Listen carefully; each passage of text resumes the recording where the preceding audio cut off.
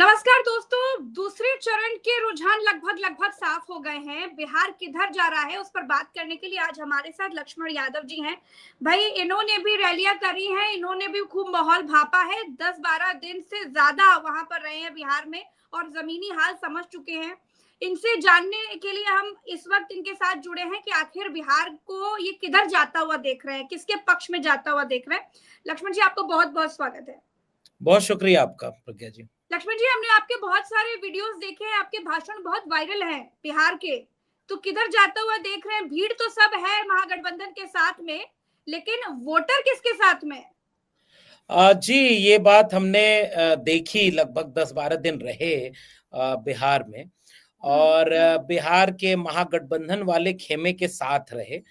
मुझे देखकर ये लगा कि बिहार की मेजॉरिटी जो जनता है वो भी उन्हीं के साथ है। आप अगर प्रधानमंत्री नरेंद्र मोदी या अमित शाह जैसे नेता जो कई तरह की व्यवस्था के तहत अपनी रैली करते हैं, उनको छोड़ दें तो बाकी किसी की भीड़ उतनी नजर आई नहीं। और दूसरी तरफ तेजस्वी की भीड़ हो, या मैं तो इस बात को देखकर हैरान हूं कि तेजस्वी यादव के साथ अखिलेश यादव, जो कि वहां चुनाव भी नहीं लड़ रहे हैं, लेकिन वो एक स्टार कैंपेनर की तरह और हुजूम उनकी भीड़ में भी, उनकी रैलियों में जी, आ रहा था। हमने मुझे देखा लग रहा हाथ है ये में उस लालटेन पकड़े हुए कह रहे थे तेजस्वी को जिताओ, उन्हें मुख्यमंत्री बनाओ। हाँ, उन्होंने ये भी जवाब दिया कि मोदी जी और बीजेपी वालों को लगता है कि ये तेल वाली लालटेन है, लेकिन ये एलईडी वाली लालटेन है। और ये बहुत बड़ी प्रतीकात्मक बात उन्होंने कही कि बीजेपी लालू प्रसाद के जंगल राज का डर दिखाकर चुनाव लड़ रही थी जी। और तेजस्वी बार बार पढ़ाई, कमाई, दवाई, सिंचाई, नौकरी, इस पर चुनाव लड़ रहे थे। ये दोनों में फर्क है। अखिलेश यादव उस जंगल राज वाले नैरेटिव को इसी से काउंटर कर रहे हैं कि उनको लग रहा है तेल वाली लालटेन नहीं, ये एलईडी के, मतलब एक नया नेतृत्व है, एक नए जी। विजन के साथ, एक नए उसके साथ है। मुझे लग रहा है बिहार इस दिशा में सोच रहा है और ये अंडर करंट खासकर युवाओं में, नई पीढ़ी के लोगों में ये है कि उनको 20 साल मौका दिया, एक बार इनको मौका देकर देखते हैं। फिलहाल मुझे ये नजर आ रहा है कि बिहार में बदलाव जैसी परिस्थितियां हैं। जी। अच्छा, बहुत सारी चीजें देखने को मिल रही हैं। जैसे हमने देखा कि तेजस्वी यादव ने भी ऐलान किया कि परिवर्तन होने जा रहा है, बिहार की जनता परिवर्तन चुन रही है। लेकिन एक तरफ हमने ये भी देखा कि कांग्रेस और आरजेडी दोनों ने एक आरोप लगाया कि अमित शाह रातों रात होटल में अधिकारियों को सेट करने की कोशिश कर रहे हैं। आरोप ये भी रहा कि प्रेशर बनाने की कोशिश की जा रही है। आपको क्या लग रहा है कि ये सारे साम दाम दंड भेदों से लड़ने के लिए महागठबंधन तैयार है? बिल्कुल ठीक बात है। अगर मैं ये बात कहूं कि 2020 के चुनाव को अगर हम याद करें बिहार के, जी। तो लगभग कमोबेश ऐसी सिचुएशन थी। हालांकि तब महागठबंधन 5 दलों का था, लेकिन नारा तेजस्वी का वही था, पढ़ाई, कमाई, दवाई, सिंचाई। वही हेलीकॉप्टर को ट्रैक्टर बना देना। बीजेपी के दर्जनों हेलीकॉप्टर के सामने अकेले ट्रैक्टर से वो अपने पूरे बिहार को मोबिलाइज कर रहे थे। उसका नतीजा क्या निकला? उसका नतीजा ये निकला कि आखिरी वक्त में कुछ तकरीबन 12,000। दर्जन भर या 1.5 दर्जन सीटें किस तरह से बलट दी गई। बाद में उन्होंने प्रेस कॉन्फ्रेंस की। मनोज झा उस समय मीडिया के सामने आकर बताए भी कि कई हमारे जीते हुए प्रत्याशियों को हराया जा रहा है, साजिश हो रही है, और कुल जीत हार का अंतर केवल 12,000 वोट था। हाँ जी। अब इस बार क्या हुआ? पहला बदलाव, महागठबंधन 5 दलों से बढ़ के 7 दलों का हो गया है। जो मुकेश सहनी पिछली बार प्रेस कॉन्फ्रेंस से उठकर चले गए थे एनडीए खेमे में, इस बार वो डिप्टी सीएम का चेहरा है और सहनी वोटर, खासकर अति पिछड़ा वोटर, उनके साथ जुड़ा। दूसरा एक बड़ा फैक्टर थे आईपी गुप्ता, आईआईपी पार्टी के। मैं बिहार गया हूं तो इस बात को कहने में मुझे बाकायदे भरोसा है कि 25 लाख वोटर अगर जिसके हों, अति पिछड़े समुदाय के एक बहुत बड़े चंक को वो एक रिप्रेजेंटेशन मिले, उनकी एक लीडरशिप पैदा हुई हो, और इंजीनियर इंद्रजीत प्रसाद गुप्ता यानी आईपी गुप्ता उसके चेहरा बन करके इसके साथ जुड़े हों, तो वो अति पिछड़े वोटर को भी कंसोलिडेट कर रहा है। तीसरा फैक्टर ये कि नीतीश कुमार को चेहरा घोषित न करना, मुझे लग रहा है बीजेपी की साजिश तो बड़ी है, लेकिन नीतीश कुमार का वोटर जो है वो सारा बीजेपी को पसंद करता है ऐसा नहीं है।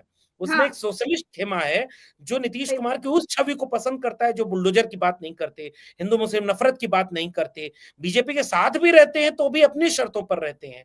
वो इस बार इस बात को देख करके समझ रहा है कि यार ये खेल होने वाला है इनके साथ। तो ये 3-4 फैक्टर थे जो महागठबंधन को एज दे रहे हैं मेरे हिसाब से। वोटिंग के दिन तक हम ये बात कर रहे हैं। लेकिन हो क्या रहा है, जब ये होगा तो दूसरे खेमे में क्या है, मतलब आप कल्पना करें 2020 का प्रधानमंत्री नरेंद्र मोदी का पता नहीं कोई भाषण हमें याद है कि नहीं, लेकिन इस बार का ये तो याद रहेगा ना, कट्टा छर्रा दुनाली मारब सिक्सर का 6 गोली। तेजस्वी ने प्रेस कॉन्फ्रेंस करके कहा कि ऐसा लग रहा है कोई वेब सीरीज देख करके आए हैं। और आप बिहार में जाते हैं तो भाषण सोशल मीडिया पर चल रहा है, ये फैक्ट्री खोलेंगे, ये वंदे भारत चलेगी, ये यूनिवर्सिटी बनेंगे, यहाँ डेवलपमेंट होगा, यूथ सेंट्रिक ओरिएंटेड। बिहार में मतलब छर्रा कट्टा, इसका मतलब बिहार की आइडेंटिटी को रिड्यूस कर रहे हैं। बेसिकली वो उस गुंडे राज को आरजेडी से जोड़ करके निगेटिव कैंपेन कर रहे थे, लेकिन वो चला नहीं। दोनों चरणों को अगर आप गौर से देखें तो दोनों चरण में प्रतिशत वोटों का जिस तरह से उत्साहित है, उससे ये लग रहा है कि ये इतना बदलाव के लिए वोट डाल रहा है। अब आखिरी बात, आपने बिल्कुल ठीक कहा कि भाई जो इशारा किया जा रहा है, अब तेजस्वी यादव ने अपने प्रेस कॉन्फ्रेंस में पहले ही बता दिया, 208 कंपनियां, और उसमें से असम मिजोरम तक से पुलिस कंपनी बुला ली गई, लेकिन पड़ोस के नॉन बीजेपी राज्य झारखंड और बंगाल से नहीं बुलाई। और उसके बाद आपने 68 ऑब्जर्वर बुलाए हैं चुनाव आयोग के लिबास में, वो सारे बीजेपी शासन के। फिर यहां तक तेजस्वी ने आरोप लगाया कि सीएम हाउस से बैठ करके होम मिनिस्ट्री तक डीलिंग हो रही है। तेजस्वी को ये कहना पड़ रहा है कि जो अधिकारी हैं, अगर ईमानदारी से काम करोगे तो जनता सम्मान देगी, अगर बेईमानी किया तो बिहार की जनता माफ नहीं करेगी। इससे ऐसा लग रहा है। अच्छा, और प्रज्ञा जी देख लें, पिछले 3-4 दिन में सोशल मीडिया पर जाने कितनी जगह वीवीपैट मिल रहा है ऐसे सड़क पर बिखरा हुआ, कहीं स्ट्रांग रूम का कैमरा खराब हो रहा है, कहीं कुछ खराब हो रहा है। ऐसा लग रहा है कि बीजेपी बिहार चुनाव को किसी तरह से जीतना चाहती है। और अगर बिहार के लोग मतलब चुनाव में वोट डाल रहे हैं तो एक बात है, वोट की हिफाजत करे। जैसे अखिलेश यादव बोलते हैं ना कि वोट चोरी छोटा टर्म है, वोट की डकैती हो रही है। तो मुझे लग रहा है तेजस्वी ने पहले भी इसका इशारा किया है, और मैं बिहार में रहा तब भी गांव के लोग। लेकिन इस बार विपक्ष बहुत सजग दिखाई दे रहा है, आपको क्या लग रहा है, इतना सजग विपक्ष जब है तो कितने चांसेस होंगे? मुझे लग रहा है कि जब चुनाव राजनीतिक दल लड़ रहे होते हैं तो एक स्तर तक बेईमानी, साजिश ये काम करती है काफी हद तक, और अंदर अंदर करती है तो पता भी नहीं चलता। जब चुनाव जनता लड़ रही होती है, जनता ये देख रही होती है कि बिहार का भविष्य किसके हाथ में है। एक तरफ 35 साल पुरानी बात, और दूसरी तरफ एक व्यक्ति कह रहा है एक बार 5 साल का मौका, वो हमारे पास विजन है, और 17 महीने के काम का हमारे पास एक अनुभव है, और वो हमने करके दिखाया। और वो तो बाकी लोगों के पास उसका जवाब नहीं था। एक भी बीजेपी और जेडीयू वाले ये कह नहीं पाए कि तेजस्वी झूठ बोल रहा है कि 17 महीने में उसने 4 लाख 5 लाख नौकरी दे दी। इसका मतलब नौकरी देने का एक विजन है, इरादा है, और मजबूती है। तो जनता को, और खासकर यूथ को, जैसे मीडिया या मोदी मीडिया जिसे मैं कहता हूं, मोदी मीडिया में ये नैरेटिव दिखाया जा रहा है कि कभी एग्जिट पोल, कभी ओपिनियन पोल, इन सब से ये बताया जाए कि जो महिला वोटर हैं उनकी लहर नीतीश कुमार और बीजेपी के पक्ष में थी 10,000 रुपए दे करके, तो फिर सरकार देखिए बन गई। लेकिन मुझे ऐसा दिख नहीं रहा है। मुझे तो कई महिलाएं ऐसी मिली बिहार में जिन्होंने कहा कि वो 10,000 रुपया अपन वापस ले लें, हम वोटवा तो साइकिल ललटेनिया पे थे। तो ये जो लोगों का है कि भाई 10,000 रुपया एक बार मिला है, कैसे मिलेगा, क्या मिलेगा। लेकिन ये जो जनता चुनाव लड़ती है ना, तो जनता में यूथ बहुत बड़ी तादाद में, beyond the caste and religion line, वो तेजस्वी को एक चाह रहा है कि एक मौका महागठबंधन को मिले। जब जनता चुनाव लड़ती है तो मुश्किल होता है। अभी आप देखिए कि कई वीडियो पहले चरण की भी है, दूसरे चरण में भी आती रहेंगी इस तरह की वीडियोस। आप देखिए कि कैसे कोई फर्जी घुट जा रहा है, लोग मोबाइल लेके खड़े हो गए, देखो भाई ये कौन आ गया, ये देखो यहाँ पुलिस रोक रही है, यहाँ ये हो रहा है। मोबाइल एक ऐसी चीज है जिसका मतलब, मैंने तो समाजवादी पार्टी का नजदीक से देखा है, जब 2022 का चुनाव तो कम, 24 वाले में एक एक जगह से नंबर दिए हुए थे कि जैसे कोई गड़बड़ी हो तुरंत इस पे भेजो, और तुरंत इसको लाइव चलाएंगे। तेजस्वी ने पिछले दिनों एक और बात, अगर हम इसे थोड़ा बारीकी से देखें लक्ष्मण जी, तो 2024 का जो लोकसभा चुनाव हुआ था उसमें उत्तर प्रदेश में हमने जो एक पैटर्न देखा था कि योगी आदित्यनाथ ने पुलिस को एकदम छूट दे दी थी कि निष्पक्ष चुनाव करवाइए। कुछ उसी तरह का पैटर्न बिहार में आपको नहीं दिख रहा है कि नीतीश कुमार ने भी कह दिया हो कि जाइए बिल्कुल निष्पक्ष चुनाव कराइए, क्योंकि नीतीश कुमार नाराज है, इसमें कोई दो राय नहीं।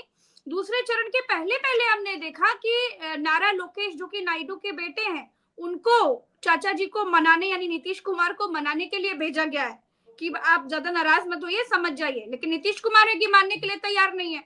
तो कहीं नीतीश कुमार ही भाजपा का खेला तो नहीं बिगाड़ रहे हैं? आपको क्या लगता है? असल जी बिल्कुल ठीक बात है। मैं तो कह रहा हूं कि वहां एक व्यक्ति और बैठे हुए हैं, शायद महेश वर्मा या क्या नाम है, अगर मैं सही बोल रहा हूं तो, नीतीश कुमार के बड़े चहेते हैं। बाकी नीतीश कुमार के आसपास अमित शाह ने अपने आदमी बिठा रखे हैं, जिनमें से एक का नाम होगा, दो तीन लोग जो बड़े बड़े चेहरे जो आपको नीतीश कुमार की पार्टी में जानते हैं, कुछ तो बीजेपी से सीधे आए हुए हैं और कुछ जो है बीजेपी के हो चुके हैं। सबको डर है। नीतीश कुमार भूले नहीं हैं कि हनुमान से क्या करवाया था 2020 के चुनाव में। तो इसी बिहार ने ये भी देखा, और मैं तो उन जगहों पर गया हूं, वहां देखने में ये मिला है कि नीतीश कुमार के वोटर देखिए बड़े खुददार वोटर है। नीतीश जी, ये कुमार की बात कई तो बार सही हम लोग बड़ी तारीफ करते हैं। वो सोशलिस्ट नर्सरी से निकले एक समाजवादी नेता हैं। उनकी बस दिक्कत ये थी कि कुर्सी की लालच में बार बार पलटी मारते रहे, लेकिन उनका मिजाज बीजेपी से मेल नहीं खाता है। वो बीजेपी वालों को, उनका वोटर भी उसी तरह बहुत ज्यादा पसंद नहीं करता। उसमें एक धड़ा ऐसा है जो बीजेपी के साथ है, लेकिन बाकी नीतीश कुमार को अपना नेता मानता है। वो इसलिए जब उसे ये समझ में आ रहा था तो वो भूला नहीं था कि 2020 के चुनाव में जहां जहां हेलीकॉप्टर था उसका पंखा निकालना है। तो इस बार उसने नट बोल्ट थोड़ा ढीला किया है। एक तो ये मैं जितना समझ पा रहा हूँ, तो हेलीकॉप्टर चिराग पासवान का, तो कितना चिराग अभी बुझेगा, नैरेटिव कितना चल रहा जलेगा, है कि जहां दिखे भाजपा लोजपा वहां तीर ही लालटेन है। तीर ही लालटेन है, यही सबसे मत। और ये हुआ है, मतलब ये कोई ऑफिशियल नीतीश कुमार की तरफ से इंस्ट्रक्शन हो ना हो, जनता ये समझ रही है कि ये हमारा आदमी नहीं है, ये लोग हमारे नहीं है। इससे बढ़िया तो लालटेन में चली जाएगी। ये एक खेल होगा। खेल नंबर 2 कि पुलिस को नीतीश कुमार या सीएम हाउस ये निर्देश वाकई दे चुका है कि फेयर इलेक्शन कराओ, बहुत ज्यादा बेईमानी कराने की जरूरत नहीं। इसलिए बीच में कोशिश की जा रही है कि डिप्टी सीएम सम्राट चौधरी को पुलिस की कमान दे दी जाए और बीजेपी के इशारे पर गड़बड़ियां कराई जाए। लेकिन मुझे ऐसा लग रहा है कि ब्यूरोक्रेसी में इस बात को लेकर के एक राय नहीं है। ब्यूरोक्रेसी का मेजॉरिटी हिस्सा नीतीश कुमार के साथ है। वो बीजेपी को उस तरह से उसके भरोसे में नहीं है। अगर ऐसा हुआ और नीतीश कुमार की थोड़ी भी चली तो फेयर प्रोसेस होगा, और जैसे फेयर प्रोसेस होगा फिर तो सारी चाबी नीतीश कुमार के या उनके भतीजे के हाथ में होगी। बीजेपी लेकिन कोशिश जरूर करे, जैसे मिसाल के तौर पर 68 ऑब्जर्वर जो भेजे गए हैं उनका दखल बहुत ज्यादा है। अब वीवीपैट के नाम पर आप एआरओ को सस्पेंड कर रहे हैं ना, लेकिन नीतीश कुमार के साथ ये भी है कि नीतीश कुमार इतने भी कच्चे खिलाड़ी राजनीति के नहीं है। और तेजस्वी यादव ने यूं ही पूरे कैंपेन में नीतीश कुमार के खिलाफ एक भी शब्द नहीं बोला, ये यूं ही तो होगा नहीं। जबकि 2020 के चुनाव में नीतीश कुमार पर दो ज्यादा चीजों पर गौर एग्रेसिव। करने वाला है लक्ष्मण जी। पहला कि तेजस्वी यादव ने नीतीश पर हमला नहीं बोला डायरेक्टली, और दूसरा कि नीतीश कुमार ने शुरुआती दौर को अगर छोड़ दिया जाए तो नरेंद्र मोदी के साथ मंच शेयर नहीं किया और रोड शो में शो ही नहीं हुए, वो तो गायब हो गए। बहुत तरह की चीजें, मतलब इवन मैं अगर अंदरूनी सुगबुगाहट को कहूं तो बीजेपी के कैंपेन स्टाइल से भी नीतीश कुमार खुश नहीं थे। नीतीश कुमार को ये बिल्कुल अच्छा नहीं लग रहा था। जब आप 20 साल के नीतीश कुमार के शासन के बाद कट्टा छर्रा दुनाली कर रहे हो तो इसका मतलब आप नीतीश कुमार के खिलाफ प्रचार कर रहे हो। और ये बात मोदी बोल रहे हैं, भागलपुर का दंगा ना हो जाए, शाहबुद्दीन, मरे हुए व्यक्ति के नाम पर वोट, अमित शाह, जेपी नड्डा, ये सब इनडायरेक्टली नीतीश कुमार के ऊपर जा रहा था। नीतीश कुमार जब तक राजनीति में सक्रिय थे, 15 के चुनाव को छोड़ दें, 15 में तो लालू नीतीश एक साथ थे, 20 के चुनाव का कैंपेन देख लें, 10 के देख लें, हिंदू मुसलमान के नाम पर वहां नहीं चला कुछ भी। और अब की आप योगी आदित्यनाथ को भेज करके बुलडोजर, फिर ये मंदिर बनवा दिया मंदिर के नाम पर, और फिर बचा खुचा आपका जेपी नड्डा क्या भाषा बोल रहे हैं, फिर उसके बाद हेमंता बिस्वा शर्मा जैसे लग रहा है गाली दे रहे हो। ये नीतीश कुमार को भी नहीं पसंद है, और नीतीश कुमार के वोट, मैं बार बार नीतीश कुमार के वोटर को कंसंट्रेट कर रहा हूं क्योंकि वो बहुत बड़ा, बहुत उसमें अति पिछड़ा है, उसमें महिलाएं हैं, उसमें दलित है, और नीतीश कुमार ने उनके लिए बहुत कुछ अच्छा किया है। यूं ही नहीं, कुमार का चेहरा आज भी बीजेपी की जरूरत है। इसलिए नीतीश कुमार को कतई पसंद नहीं है कि बीजेपी ने पहले तो साजिश की, सीटें गड़बड़वाई, फिर नीतीश कुमार एक्टिव हुए, खलबली मच गई, और उसके बाद चिराग पासवान को समझौता करना पड़ा। इसलिए बहुत साजिश काम करेगी बीजेपी की, मुझे इस बात में संदेह है। अगर नीतीश कुमार थोड़े भी निर्णय लेने की स्थिति में हुए तो ये दोनों काम करेगा। भतीजे ने एक बार भी इस बार चाचा को थका भी नहीं बोला। उन्होंने ये बोला, मैंने तो बहुत करीब से तेजस्वी को कैंपेन करते हुए देखा। तेजस्वी अच्छा, आकर के एक चीज ये समझने के लिए जरूरी है कि ये जो दूसरा चरण है, देखिए शहरी चुनाव हो चुके हैं, अब जो ज्यादातर सीटें हैं वो ग्रामीण इलाकों की है। उसमें जो महत्वपूर्ण है सबसे ज्यादा, उसमें अगर हम बात करें सीमांचल इलाकों की, जहां पर मुस्लिम मतदाता ज्यादा है। आपको क्या लगता है, क्योंकि पिछली बार यही एक ऐसा चरण था जिसने महागठबंधन को डेंट दिया था, इस बार आप इसको किस तरीके से देख रहे हैं, किसके पक्ष में जाता हुआ? अभी बीजेपी ने वो सारी बिसात तो बिछाई रखी थी। सीमांचल इलाके में किस तरह के कैंपेन उन्होंने किया, और सीमांचल में कुछ अपने अखिलेश यादव ने बोला ना कि कुछ बी टीम है, कुछ सी टीम है, कुछ और तरह की टीम, वो सब भी एक्टिव है। लेकिन फिर भी मेरा मानना है कि सीमांचल के इलाके में जितना समझा जा रहा है, पिछली बार गड़बड़ हुई थी। पिछली बार वहां से मतलब AIMI 5 सीटें जीती थी, फिर बाद में वो इधर आ गए, इस तरह की चीजें हुई थी। लेकिन सीमांचल में मुसलमान वोटों में कोई सेंधमारी हो, ऐसा मुझे दिख नहीं रहा है। रैलियों में भीड़ आ जाए, ओवैसी के फैक्टर पे भीड़ आ जाए, जैसे बीजेपी के इशारे पर क्या गजब का उन्होंने बिसात बिछाई। पहले चले गए तेजस्वी के घर के सामने ढोल बजा करके, हमें 6 सीटें दो, गठबंधन में लो। अब ऐसे कोई गठबंधन होता है? लेकिन किसके कहने पे आप गए? और उसके बाद जब डिप्टी सीएम का ऐलान हुआ तब ये प्रचार कराया गया कि मुसलमान नहीं है, ताकि मुसलमान घोषित हो जाए तो बीजेपी प्रचार कराए कि देखो शहाबुद्दीन वाले आ गए। ये बीजेपी तो यही चाहती थी, और नहीं घोषित किया, डिप्लोमेटिक तरीके से कहा कि 2 सीटें अभी बची हैं, हमारे पास दलित भी है और मुसलमान भी है। तो हिंदू मुसलमान ये चुनाव कहीं से नहीं हुआ, ये एक बड़ी फैक्टर है। ये चुनाव अगर हिंदू मुसलमान नहीं हुआ तो पूरे सीमांचल के इलाके में इसका रुझान महागठबंधन के पक्ष में जाएगा, ये मेरा आकलन है। अगर की तो बात ही नहीं है, हिंदू मुसलमान तो नहीं हुआ, क्योंकि हमें एक चीज समझनी पड़ेगी, क्योंकि जहां जहां हिंदू मुसलमान नहीं हुआ वहां वहां भाजपा मजबूत नहीं हुई, ये एक फैक्टर है। और दूसरा कि पहले चरण का हमने जिस तरीके का वोटिंग प्रतिशत देखा, दूसरे चरण में भी जिस तरीके का देख रहे हैं वो बढ़ ही रहा है लगातार। तो ये आज ओम प्रकाश राजभर ने भी कह दिया कि जब जब वोटिंग प्रतिशत बढ़ा है तब तब महागठबंधन जीता है, आरजेडी जीता है। तो आप इसको किस तरीके से देख रहे हैं? बिल्कुल, मैं इस बात से बिल्कुल सहमत हूं कि बिहार का 2025 का चुनाव कहीं से भी हिंदू मुस्लिम नहीं हुआ, और जैसे हिंदू मुस्लिम नहीं हुआ तो इसका मतलब बिहार न जंगल राज के डर पर वोट दे रहा है, और न जो है कट्टा छर्रा दुनाली से उसको कोई मतलब है। बिहार को मतलब है नौकरी से, बिहार को मतलब है पढ़ाई कमाई दवाई सिंचाई से। बिहार को ये दिख रहा है कि एक नौजवान को मौका मिलना चाहिए। पिछले 3-4 चुनावों में इतना ज्यादा वोटिंग नहीं हुई थी, ये तो अब कई खबरें आ चुकी हैं, ये बात सही है। और पूरे देश में इस बात को लेकर के एक कॉमन समझ ये बनी है कि सत्ता रिपीट जब करती है तो बहुत झूम करके वोटिंग परसेंटेज नहीं बढ़ता है। जब वोटिंग परसेंटेज बहुत बढ़ता है तो उसका एक इशारा ये होता है कि कहीं सत्ता बदलने तो नहीं जा रही। ये भी एक लेकिन कई राज्यों में हमने देखा कि बढ़ा हुआ वोटिंग प्रतिशत सेफ दिखा सरकारों के लिए। हाँ, सरकारें नहीं, इसीलिए कहा, मैंने कहा कि मेजॉरिटी में ऐसा होता है। मतलब बिहार के लिहाज से अगर हम कहें तो इतना अब अगर बीजेपी ने ट्रेन भर भर के पट्टा अपना पहना करके फ्री में वहां वोट डलवाने के लिए लोगों को भेजा ही होगा और इससे परसेंटेज बढ़ गया हो तो हम नहीं कह सकते। मैं तो इसी में एक जोड़ भी दें हम लोग प्रज्ञा जी कि चुनाव आयोग क्या कर रहा है।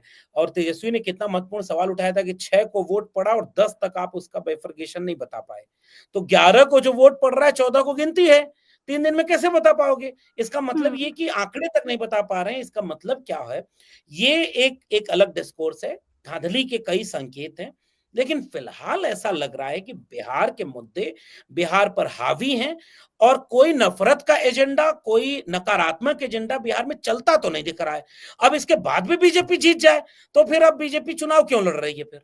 फिर तो कुछ नहीं है। अगर महागठबंधन जीतता है, जो कि पूरी तरह से ये चुनाव महागठबंधन के पक्ष में जा रहा है, ओम प्रकाश राजभर जी की बाकी चीजों से सहमत नहीं होता हूं मैं, लेकिन ये वाली बात ठीक ही कर रहे हैं कि जब परसेंटेज बढ़ रहा है तो हालांकि वो दिखे नहीं चुनाव प्रचार में, 40-50 सीटों पर शायद लड़े हैं, वो भी गए नहीं या उनको हेलीकॉप्टर नहीं मिला।